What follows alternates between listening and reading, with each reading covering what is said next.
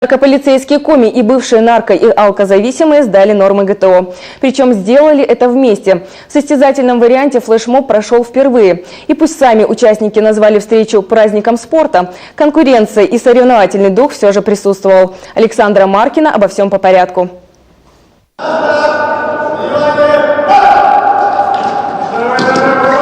Уже в первые минуты становится ясно – вечер будет жарким. Хорошо сложенные, физически подкованные сотрудники наркоконтроля против бывших нарко- и алкозависимых. Эта встреча для команды «Новая жизнь» – хорошая возможность опровергнуть известное утверждение – бывших наркоманов не бывает. Благотворительный фонд насчитывает сегодня около сотни волонтеров. И собственным примером они показывают зависимым, какая она светлая жизнь без наркотиков. Директор фонда и капитан команды Игорь Пономарев рассказывает, специально к сдаче ГТО не готовились. Нет. Единственное, что мы можем сказать, это то, что мы любим спорт и занимаемся спортом в свободное от работы время. Они встретились 6 на 6. У наркополицейских масштабная группа поддержки, раза в 4 больше состава команды. У соперников из болельщиков разве что скромная девушка в положении. Это супруга одного из бывших зависимых, Артема Бардеева. Уже 3 года он в полной завязке. После отказа от алкоголя и никотина увидел новый мир, делится молодой человек. И с легким самодовольством добавляет, в январе у него родится 3-й ребенок, а первые 2 своим отцом гордятся.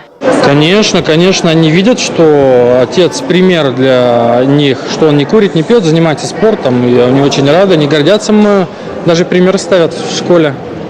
Челночный бег, пресс, отжимания. Программа сдачи ГТО стандартная. Прыткий и энергичный инспектор ФСКН, он же курирующий спорт во всем управлении, Валерий Малышев сегодня ответственный за эстафету. В расставлении оценок компетентен, своим не подсуживает, а команде «Новая жизнь» даже немного помогает. Правда, только словесно. Золото! Платина! Давай! Давай на воздух!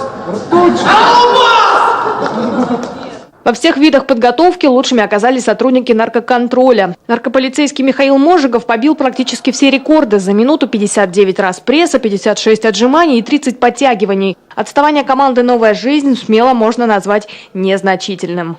Они отставали буквально на чуть-чуть. Это говорит о том, что не все у нашей молодежи потеряно. И говорит о том, что есть резервы, такие, которые действительно они находятся внутри нас. Их нужно только развить.